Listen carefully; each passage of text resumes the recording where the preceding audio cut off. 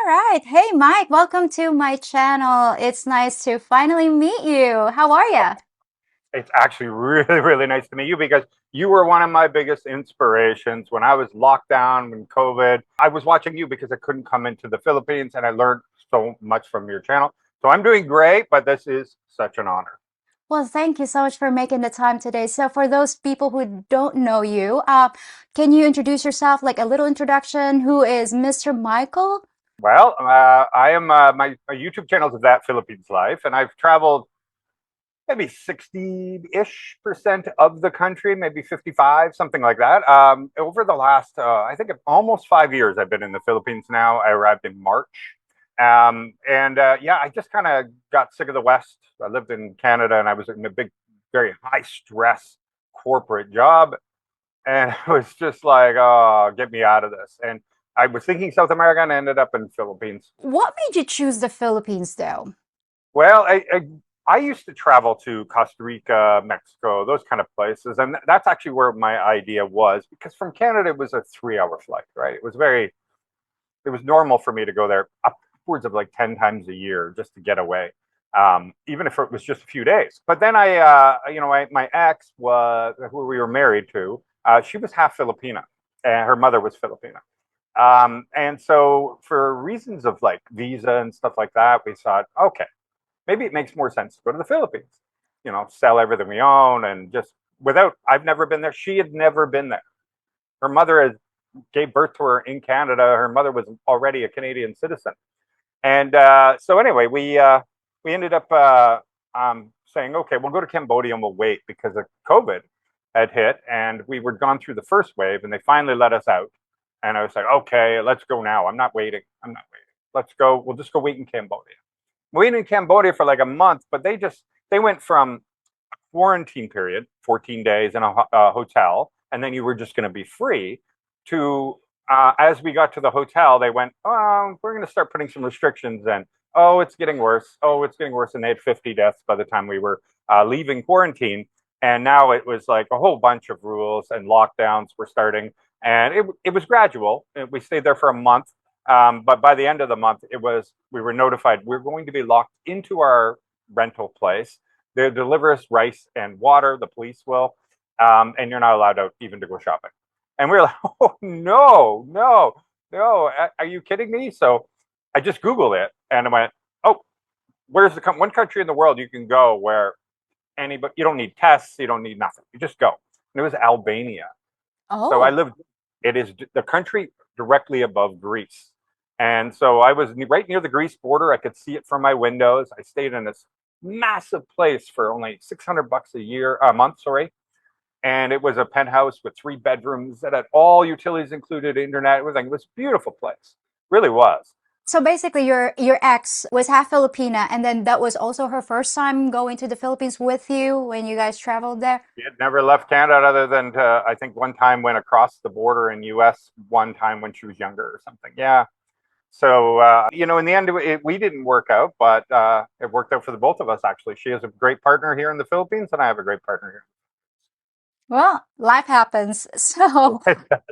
yeah. So, do you remember the exact moment when you realized that I'm not going back home? The Philippines is now my home.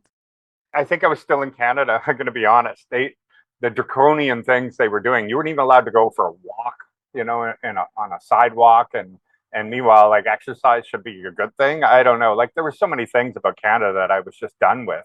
Um, but for the most part, it's just because I when I left, I was 44, 45, something like that, and I just kind of had enough. I'd already done that, and I'm one of those people I love to explore. I take taking risks is not a thing for me. I don't mind it at all. Just go, go, go. There's no risk aversion, and so I was like, I've already done that.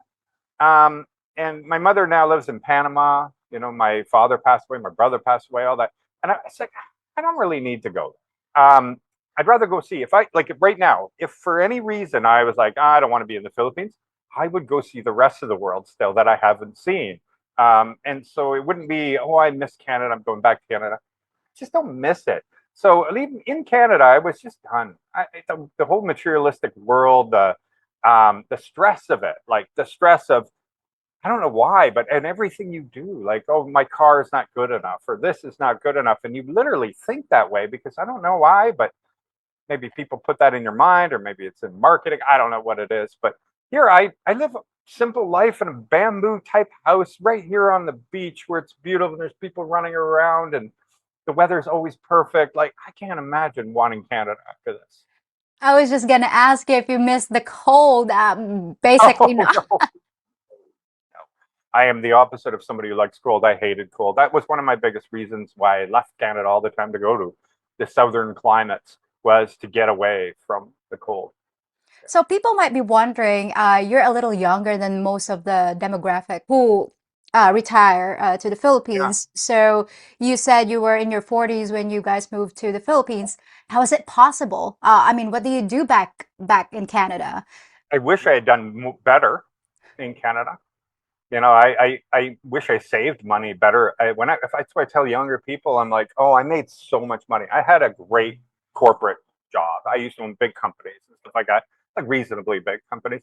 That if I wish I didn't blow all that money. Like I wish I had actually just saved up and got the hell out a lot sooner. So yeah, I worked in automotive manufacturing in the corporate side of it, and then after that, I owned a business for many years. But then I also after the end there, I got into construction materials, but working for the one of the world's largest manufacturers. And so I'd be the head. I was in charge of Central and Eastern Canada with them, and then with another division, then I ended up doing being in charge of the United States. So I spent a lot of time in the United States and traveling all the time, different hotels, Airbnbs, whatever, and flying, driving, all of those things.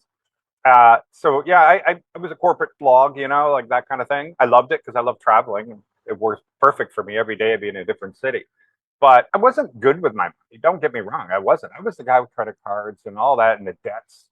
And it's just when once I said I'm going to do this, things changed. Next thing Hmm. you know, I paid off everything. I just hammered and hammered and hammered away. It brought my life down as simple as I could so that we could go.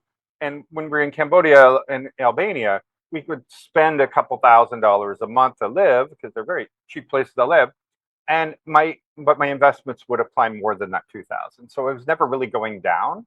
It was only just like 4 or 5 months before we came to the Philippines that the market started to go down on them, and it really it became a problem all of a sudden. But whatever, YouTube kicked in. YouTube kicked in. So Well, I'm sure that you're not the average Westerner because, moving to a different country and then sight unseen because you guys didn't know anything about the Philippines and what it's like there. And no, you I learned guys, from you.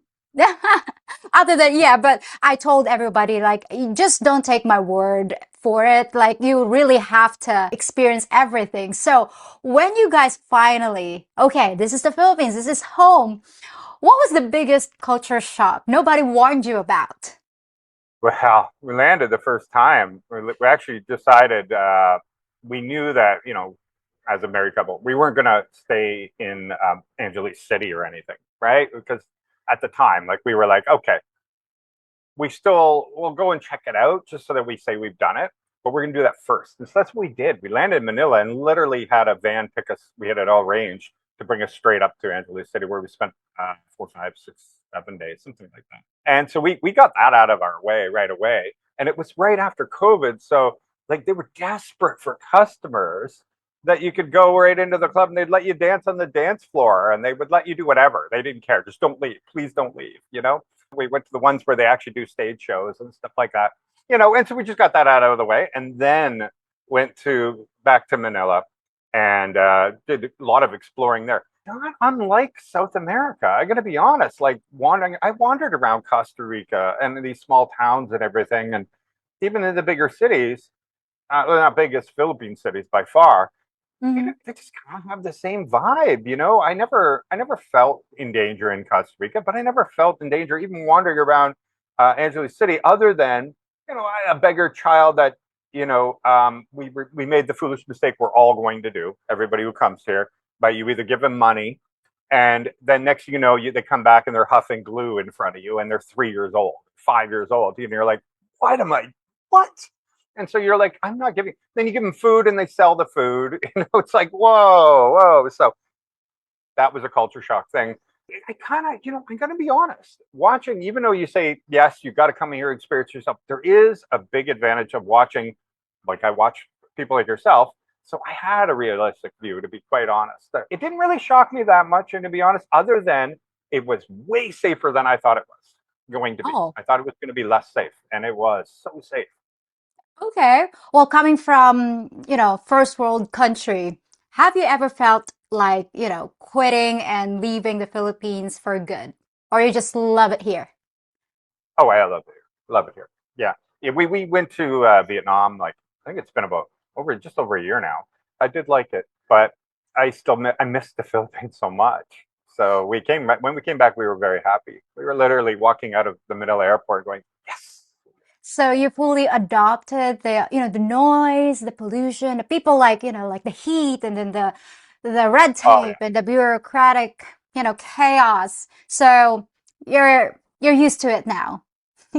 yeah, yeah." Well, the only thing is, because I live right on the beach, but then there's a beach road here, and it's like the best place for drag racing. I think all the modified mufflers on all the trikes and the bikes, and at 2, 3, 4, 5 in the morning, they just when they go by, they even just and they just go all the way down, and it we can't get proper sleep here. So noise is still something even years later, but I never dealt with that before. I was in subdivisions or that kind of thing. Now living here on the beach, it's just been So you still haven't developed this noise block. filtering, Yeah, I yeah, can't block block. that out. We put like white noise speakers and the crashing waves. We have crashing waves already, but we have to put them to try to drown it out. But it's still we have sleep masks. We tried the earplugs. It's hard to sleep with earplugs. We try everything to please go to sleep. Yeah, the bike noises are really, really, really loud. I hope they put some speed bumps in. I've asked for a few suggestions. I am a part of the board of the Chamber of Commerce here, and so one of the meetings I brought this up. So with the mayor. So I hope we're going to get that resolved. So knowing that you've been there for years now, so what are the common misconceptions of, people from the West? They don't really know about the Philippines. Well, that everybody's a scammer, and they don't. I think it's overblown, but it's like everything. Like we all say these things, like, "Oh, everybody like this is this," but it's not that true. Like women aren't just out here to scam, scam, scam. And I just find that one of the perceptions here is that people think that they're going to come here and meet a girl in a way where they don't have to do any effort. I always tell people, yeah, you can come here, you're like a rock star. Okay, sure, you're a rock star.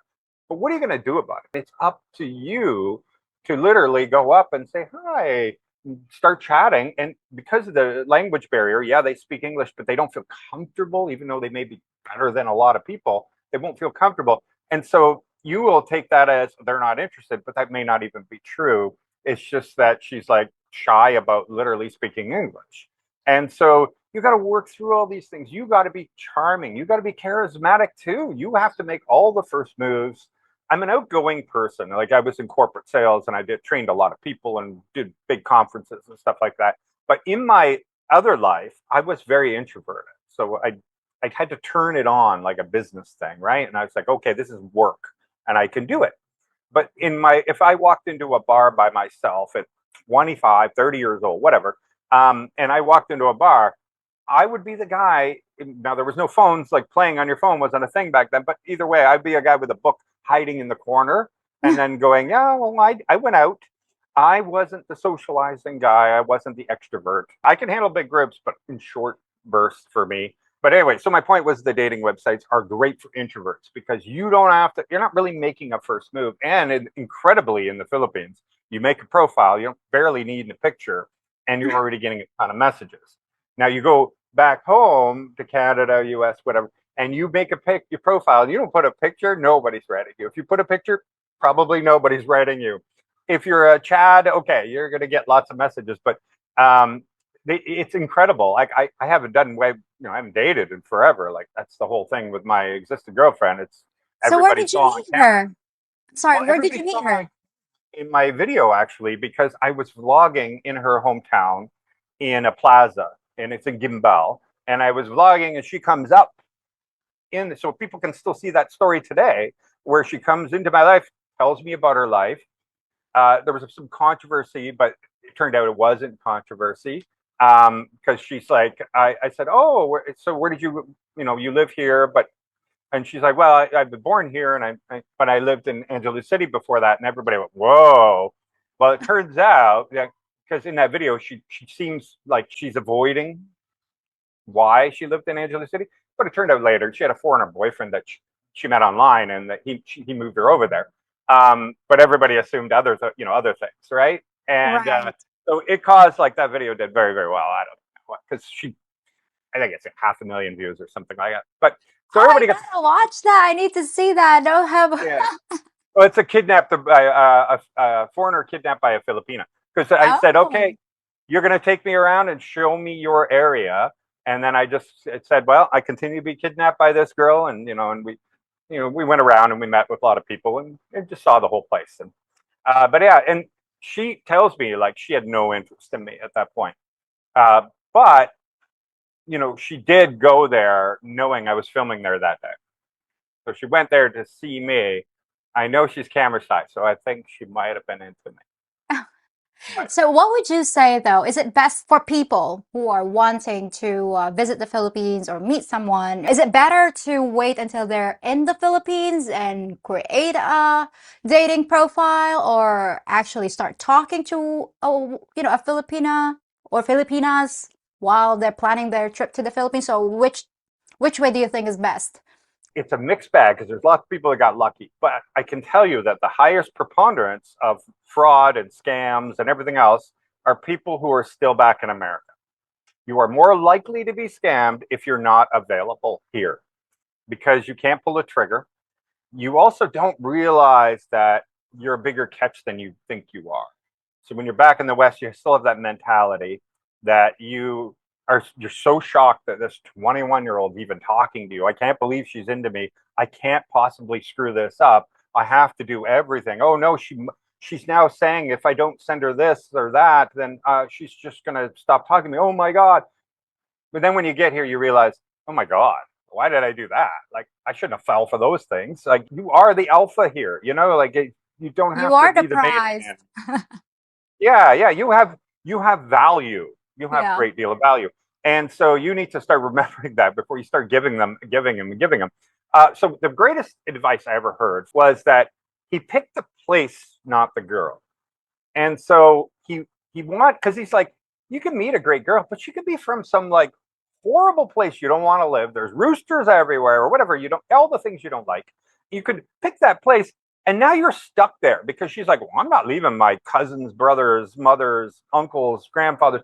She's not going to leave that area too far from there. And now you got this. You're living in Tondo. I don't know. Like that's a bad example, but because there's other places in Manila you can live. But either way, you can be living in an area that you're not even going to be happy. And this is for your retirement. This is for your rest of your life. And so you pick the place, then go on the dating websites and say only this area. And then you find a girl from that area. And it was a really smart thing because girls, basically it's a trial run, right? Like when you're starting to date and everything, it's a trial run. Well, you don't want to do that also with the place you're living. You want to set yourself down, love where you live, so that even if the relationship doesn't work out, you love it. You still love the place. So, Yeah. how has the Philippines changed you? I learned like this word in Costa Rica or whatever phrase, and it was amañana, and it means tomorrow. And so when you go to the bank and there's 40 people in line, and then they close you're waiting and waiting and waiting, waiting to get in the bank, and then they close the doors, say close for the day, amañana, and everybody goes amañana, and they walk away. That is the Philippines. You go to the grocery store, there's 40 people behind, and 3 people butt in front of you, and every elderly person gets to go ahead of you. And mañana, So in my brain, it's just patience. Everything is not urgent. Everything isn't the end of the world here. And also, the rest of the world doesn't exist here. So I get a lot of messages, and people are still freaking out about everything that's on the news and about the whole world's going to be collapsing. I used to be one of them. I get it. You know, everything is, oh, there's going to be wars here and this, the end of the world, whatever. Just all this stuff. And I tell them, you don't need to tell me any of this stuff because none of that matters to me here. Here, I'm looking at a beach right now. You know, I see what's in front of me, and all I know is if I look back in my time, I remember them saying it was the end of the world 20 years ago, and all the prepping, and 30 years ago, and then every few years I'm all worked up again, over and over and over and over. My whole life has been like that, and now I've learned to appreciate only what's in front of me, and I don't care. I don't care. Even if it did happen, some war or whatever happened, what is me worrying about it going to change? It's not going to change anything. Now, It is not what it nothing else. is. Other than I'm going to ruin all my days up to it, and I'm not going to do that. I have this amazing life. So tell me about your YouTube channel. What is it about? Yeah, you know that's the funny thing is people say that you need to stick to one genre if you're going to do a YouTube channel, and don't be all over the place or you won't get big. I kind of broke all the rules on that because we have the whole relationship thing, right? Because I started off single. I traveled every single day to a new city, town, whatever, and I filmed it every day and put up a video every day. And so that's it. I just traveled and traveled. So I built up the travel side of it, the exploring, that kind of thing. And everywhere I went, I actually care more about what's the cost of living, what do rentals cost in that area. These are things that my brain already thinks about, and so I share it.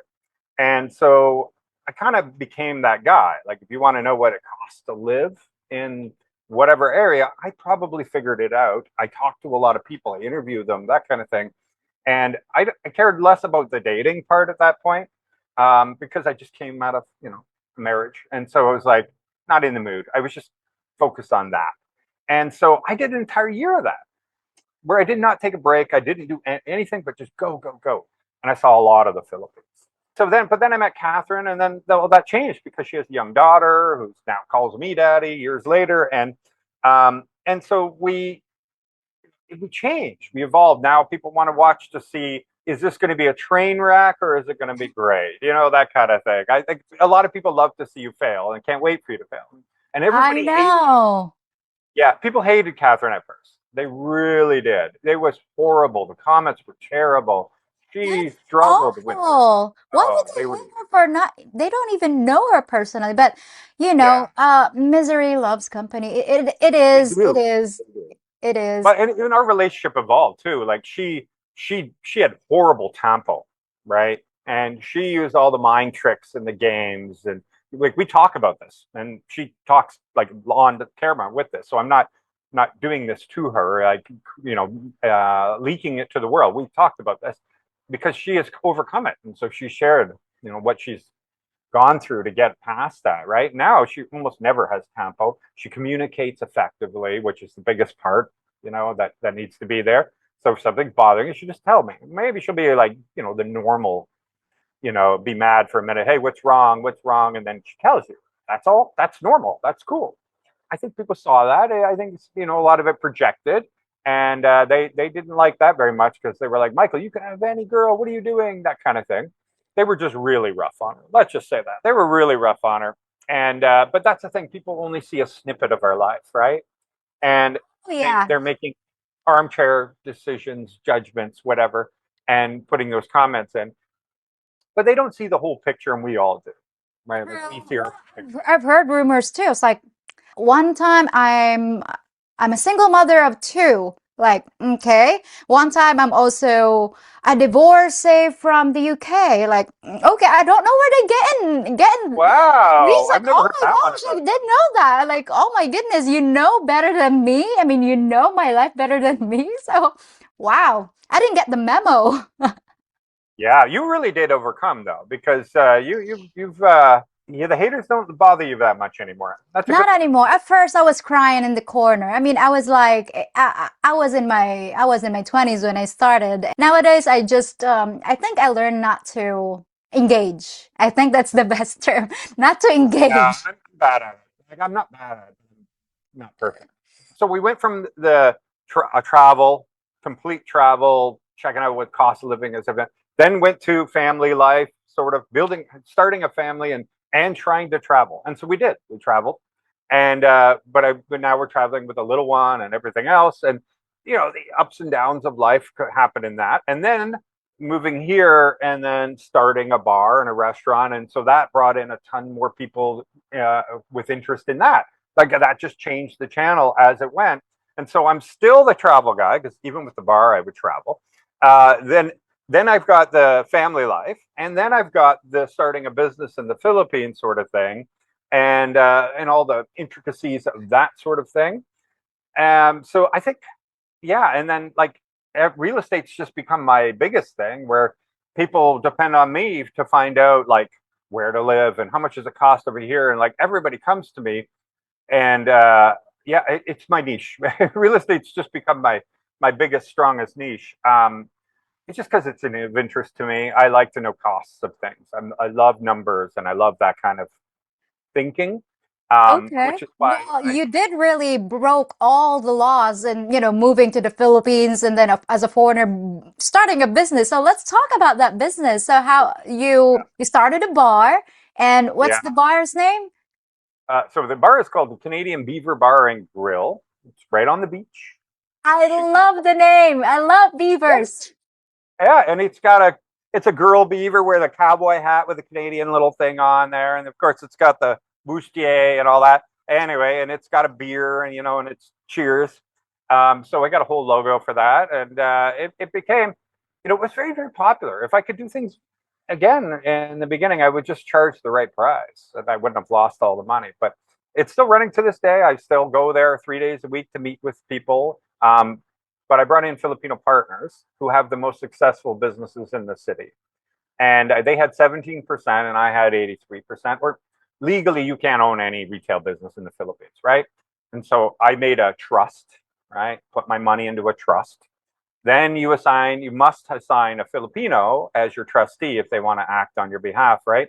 And so Catherine is my trustee. Um, and so therefore she could start a business, right, with that. And so that's how you legally, by the way, like people, and it's more complicated than that because you have to worry about dummy laws and all kinds of stuff. Just get a good lawyer. Don't come to me for legal advice. Please go to a lawyer, and the lawyer just say I want it done legally, and they're going to explain all the pitfalls and what can happen to you. And understood them, and so should you. But the so we were open within 11 days. Like I bought it from, it was an existing bar called Barracuda, really small, maybe three or four this way, and then three or four tables there, and really small. Like the kitchen was just this tiny little fridge and one burner sort of thing, and even the bar fridge was only this big. And I renovated it really fast, and we opened, and we had a grand opening. We were sold out. We had hundreds of people, maybe like 160 people, something like 180 people for our grand opening. The mayor cut the ribbon, all that good stuff. It was great. Wow. It went really well, and we continued to get business, but I kept losing the money because there's no distribution in Rojas City. There's no distributors. It's not Manila, and so you have to pay retail. So you're buying all your groceries for the food you're preparing at a SM or a Robinson. I could go to the market, but I don't trust the meat in the market. No offense to anybody, but I like refrigerated meat. And so, yeah, I had to make sure. And then I also didn't want, like, to get lean ground beef. Well, that's not a normal thing here. So you have to buy the beef and have them grind it in order to get the lean ground beef for my burgers, and they were huge. So portion sizes were huge. The quality of the food, I made sure it was higher, but I kept the Filipino price. And so I made a lot of mistakes. I learned a lot of things that, that whole mentality, oh, labor's cheap in the Philippines. But it's all relative. If you're paying 300 pesos for that meal, then that explains why the like $5 for that meal. Well, that's why the labor rate has to be at this point. And I didn't realize that. I just, it's so cheap. Until, yeah, overtime's a thing here. There's so many holidays that you have to pay. You have Pahibig and SSS and all these different levels of taxation everywhere. There are permits for everything. Everything gets a permit. Everything gets an inspection. There's all these fees for everything. There are taxes everywhere. So you pay taxes on this, then you got the city taxes. You got everything is taxed, and it doesn't matter if you make profit. It's not about profit taxes, sales tax. But without Right. sales tax, it's still small. There's so many things I learned, and I think uh, I think that's the biggest thing for me is I learned that, but I still wouldn't do anything differently because I got to meet so many great people and I got to learn so many lessons. And so now today, last October, I finally just said to my business partners, "You already have restaurants. You guys do really well. You know what you're doing. I don't want to close this. It brings too many people to the city that literally just fly in just to come to the Canadian Beaver because they saw it online." And I said, "I'll keep 20%. You guys keep 80%, but you run it and you cover the losses because I covered all the losses as a no. I never bothered my partners ever for more money or anything from our initial opening day. And so I just kept putting money in. I lost 3.6 million of pesos. And I finally just said, okay, I don't want to keep doing this. I just want to go back to doing my YouTube. I want to travel. I want to do all the fun things I like to do. And it's worked out because since October, they've turned it all around. Filipinos can operate at a different, like everything can operate differently than a foreigner. Mm-hmm. Even though I didn't own it legally and I couldn't work in it, could never do anything in the place. As a YouTuber, I would have been reported at a minute, I'm sure. So I, I was limited, and then the prices will always be higher for me. Like the expectations, everything. Um, Even the staff, right? The staff will. I got dragged. Well, not me, but my poor girlfriend got dragged into Dolly so often for everything, which is the Department of Labor, because there's a foreigner involved, and so therefore they just feel like they can just go and for the littlest thing. Somebody steals from me, they go to Dolly on me, and I'm like, you stole from me. Why am I going to court? Not me, but Catherine has to court. We'd win, but it was a pain. So Oh keep that gosh. in mind. I just stay out. I don't recommend the restaurant or bar business to foreigners. I just don't. I But really do you don't. I still learned my lesson. co-own it? You still co-own the bar? 20%. 20%. Okay. I also hear you've developed an app. What is it about? Yeah. So the biggest problem with me is entering 100 emails every single day. Well, not just emails, but Facebook messages. I don't even read the ones on TikTok, and I barely ever read the ones on Instagram. I just don't have time. Um, the biggest thing is, where can I find rentals? Do you know any apartments here? Do you know any condos here? Do you know any houses here? Do you want? And also dispelling the myth that there's this beautiful modern built house, small little house, not big or anything, in the middle of nowhere, right by a beach that has like the best internet, has everything, and it's for rent for $500, and it Oh, looks like Palawan, and it's just there's no neighbors, no roosters, there's no nothing, and they think that's something here, and if that was here, it wouldn't be $500.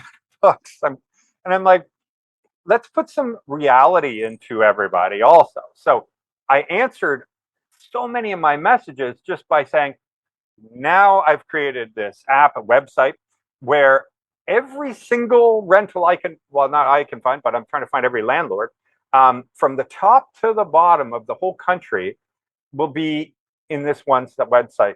And if you have a budget of $2,000 a month, well, now you can go and look and say, okay, I want to pay maximum $400 or $500. You can change the currency to US, whatever, and you can search what's available. And then if you see, oh, CDO, CDO, CDO, oh, maybe CDO is your place because CDO has a bunch of great places that you like, the type you like for your price.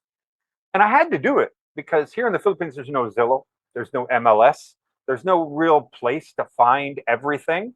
And agents, unless you're in Manila, BGC, Cebu, maybe even Iloilo now, they're really not into rentals. They don't want to bother with rentals. They're not going to help you with rentals. They just want to do the sales. And so if you want to find rentals, good luck. Go and find them. You go into Facebook groups, they have 20 groups, all of them selling, buy and sell groups, and or they'll say rent, and then you click it, and half the people are selling something, and it's not even rentals. But you have to search all of them, some of them private, then go check Facebook Marketplace, then just searching Facebook as a whole, just to try to find enough rentals. And it can be extremely hard to find them all. And I was, this is insane. It's so impossible. You have to have a way. Like you need a Zillow, you need a MLS, but neither of them are here. So I told people for over a year and a half, 2 years. I'm like, anybody who said he was a programmer, I'm like, you should do this. You want a great idea? You'll make money. Do this. Do this. Nobody did it. So recently I just said, okay, I'm not dealing with the bar anymore and stuff. I'm just going to do it. And I So did it. what's the name? What's the name of the app? tplrentals.com. So that Philippines life, right? Because I was like, well, I'm not going to, might as well use my name that I already have that's quite large to promote this. And because I tried to get a bunch of other names, wasn't going to work. But so the great thing about the app is you don't even need to be looking now. It can help you with budgeting. It can give you a good perspective of what homes look like in different areas for the amount of money you're willing to spend. And I think that's invaluable. And the data that I'm going to collect from this is really going to help me answer people's questions better too, right? Cost of living, stuff like that. I'm going to know all over the country where's the best place right now and where's the most difficult place.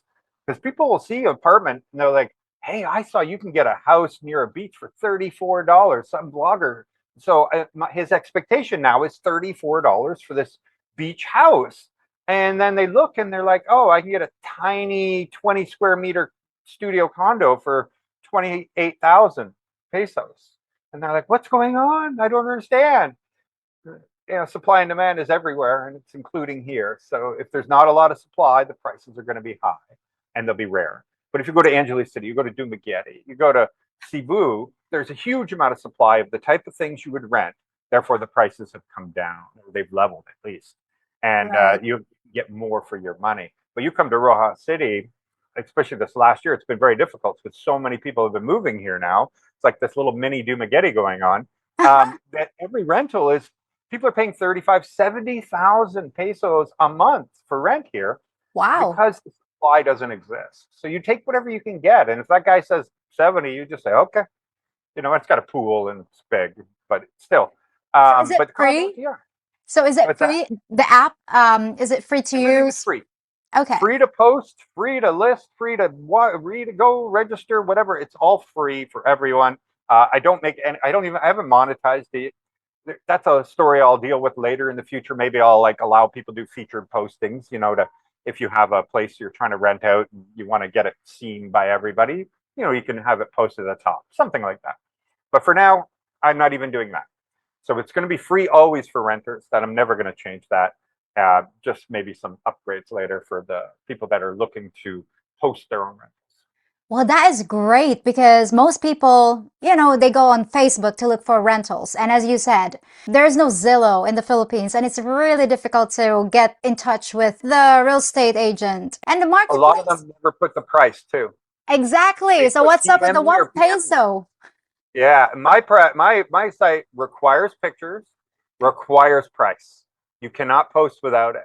And if you don't, it just won't let you. And then I also now have Google Maps, so you can actually click it and go to the map will actually just show up, and it'll show precisely. Now that's a new feature, so only listings that have been in the last couple of days, they now have the Google Map, and so you actually can see where it is, not just the city, and that doesn't really tell you anything. You can't see the neighborhood, but with Google Maps, you can actually, with satellite view, you can see everything around it.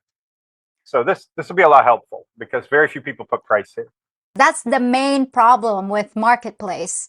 And sometimes they try to fish and see if they could bump up the price because you're a foreigner, and then they don't get back to you, and then they put wrong prices, and then it's a bit and switch, that kind of thing. So yeah, we'll make sure to put the link, and we'll also post it on the screen, the link for Perfect. this app. That would Great. be great help for those of you guys who are wanting to retire, or to retire in the Philippines. That would be a really great help. Yeah. So Mike, what are your plans for the future? So here in the Rojas City, we have a township, just like many of the cities do nowadays. Festa Walk, all those kind of things, right? Like the mega worlds, that kind of thing. Well, here we have one called Pueblo de Panay. It's bigger than BGC and Makati combined. Well, in there, so it's a very beautiful modern sidewalks, all that, right? But in there, they have some mountains, but they have great elevated views where you're going to oversee like the brand new Capitol building and all the other stuff in the sky, not skyscrapers, but condo towers and BPO buildings and stuff like that. So you have this vista view where you can see the ocean, you can see other mountains in the distance, really beautiful. And so we're in negotiations to purchase a massive parcel of that.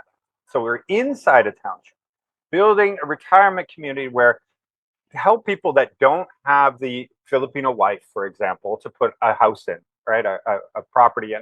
So they can lease the land. So we'll have lots in there they can lease for 50 years. Then if they don't want to lease and build their own house, that's fine. You can just lease one that already will build a house on it that's very Western, that has great landscaping, everything. It feels like you have a nice backyard with a deck, and it's all private sort of landscaped and everything. We have this all planned out, and there'll be a decent sized house, like 200 square meter bungalow for retirement. It's better to have bungalows. But they'll have a big lot with the forest and everything kind of around, but this cliffside view everywhere where they'll just have vista views, but they're in the middle of the city. So they can walk down there, and there's a Robinson Mall, and over there's the brand new KFC and the brand new, all the car dealers, everything's down there. We have a new bowling alley, and pool hall is down there. It's brand new. The bus terminal is down there too. You just have to go down and ride your bicycle if you really wanted to. But yet you live in a secluded, exclusive community where will have one condo building, 2 stories, 10 units on each floor with 100 square meters, really big condo units, again, with vista views. But then we have our own clubhouse in there, and it's just, the whole thing's going to feel, comfortable for everybody. But it's for people that can't buy land, right? So this way they can plan their next 25 to 50 years living in there, not worrying about, we're not going to have any roosters. There won't be any, like, all the noises that you want, because we're in the township. So the thing about those communities that usually people, they buy some land, they put it there, is then people will start living along the wall on the outside, and they'll use the wall as part of their structure. Now you get the roosters, everything's on your other side, but you can't do that in a township. It's a private township, right? It's like a city within a city. And so where we put this, we will be prime. We'll be in the best location. And I'm going to make it, I'm going to say affordable, not cheap. I didn't say cheap, but affordable. The value will be, Affordable. yeah. Like, you have to understand value. If I'm giving you 1,000 square meters, I'm giving you a 200 square meter house. It's fully furnished. It's already got all the gardening and everything, and you're in an exclusive community. You shouldn't expect it to be 20,000 pesos. I'm sorry, right? Like, that's just not a realistic thing. So as long as you understand that it will be valued, priced. But I'm a small cog in the wheel. I don't have 9 million, 10 million US dollars. I'm the idea guy. And my friend is the guy with the money, the negotiating power, the business acumen, that kind of thing. And I'm just a small cog in the wheel. So I don't want anybody to think this is my project. It's not. When I take ownership in things I work with, like I speak as if, I'm all in. And I think that's what makes me a good business partner with him, is that I do treat it like my own, even if I don't. Well, So that that's something sounds that exciting. gave I him hope more I than could that. afford it. Yeah. Well, it's just for rent. Of course you can afford it. It won't be expensive. Thank you so much for your time today. It was a pleasure chatting Uh, with you, and Thank best you. of luck. I'm gonna include all the links, Mike's channel and also the app, because that's gonna be helpful for you folks out there. And again, Mike, thank you so much for your time today. I really appreciate you. And for the rest of you viewers, thank you so much for tuning in today. And you know the drill. I'll be back with something totally different. That's it for today. Thanks again, Mike. Thank you. Thank you so much. This has been amazing. If you think about it, I'm kind of like the farmer's daughter, ready to make you laugh while helping you grow your plans for the Philippines. I can also tell you how to find a good Filipina so you don't end up with a hoe. If you appreciate all my labor, please hit the thumbs up button, subscribe to my channel, and tap the notification bell so you'll know when it's time to harvest the next video. And don't forget to check out my Patreon page for extra content and exclusive videos and features. Hey, the traveling salesman's here to see you again. He's such a nice man. He promised to plow my field.